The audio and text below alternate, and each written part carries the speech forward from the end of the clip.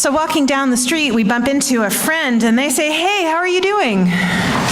And the internal dialogue might go something like this: "My heart is broken, my life is a mess, my kids are driving me up the wall, I'm stressed and tired and overwhelmed." Or even worse, "I'm a failure, I'm unlovable, I'm a horrible person."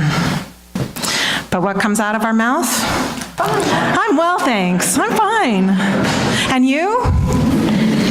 We post pictures on social media of the good moments, the happy things. We present a neat and tidy face to the world when inside we are all splotchy. Our psyches are painted with loneliness and frustration and fear and self-doubt, weirdness, flaws, foibles, all of it so very human. So here's what's real. I've said it before. Normal is only a setting on the dryer. And that said, no matter how environmentally correct it might be, I'm actually not a fan of hanging all my dirty laundry out for everyone to see. I'm more of a drying rack tucked away in the back of the laundry room kind of a person, which is to say that boundaries are important, but so is having people we trust enough to show our true selves to. Because as hard as it is to be human, we really do need one another. Brené Brown writes, "We cultivate love when we allow our most vulnerable and powerful selves to be deeply seen and known, and when we honor the spiritual connection that grows from that offering with trust, respect, kindness, and affection."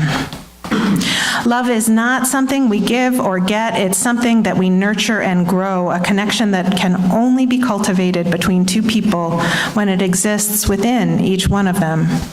We can only love others as much as we love ourselves.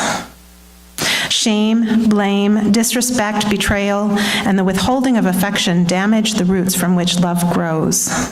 Love can only survive these injuries if they are acknowledged, healed, and rare.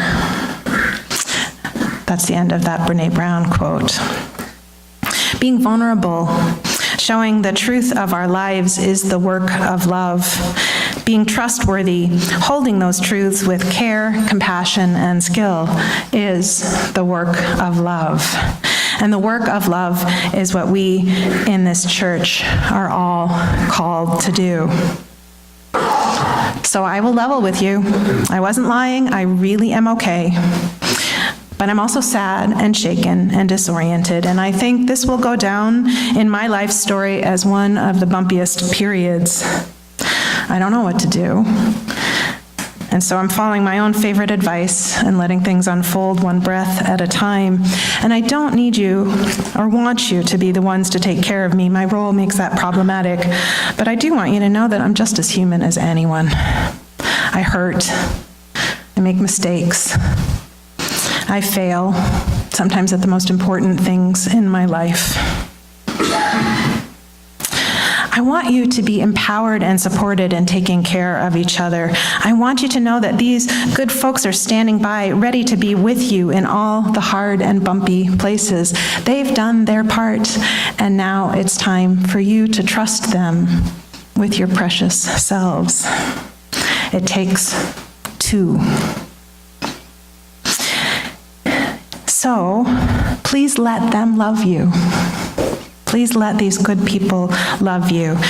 Because when being human hurts, and it does hurt, for all of us, some of the time, and for some of us, all of the time, the only thing that makes it bearable is love.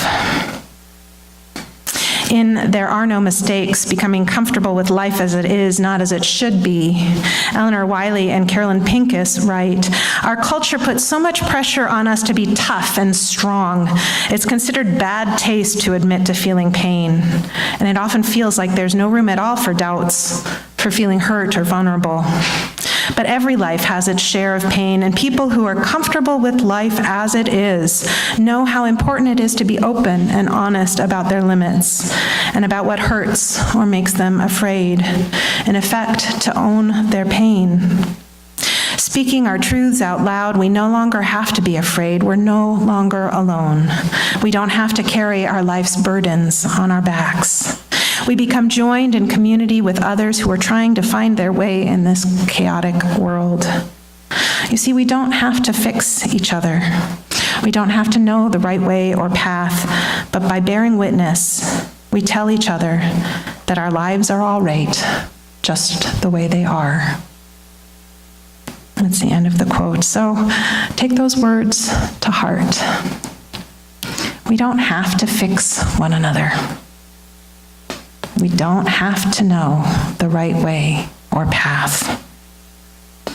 Our lives are all right, just the way they are. So be it, and so may it be.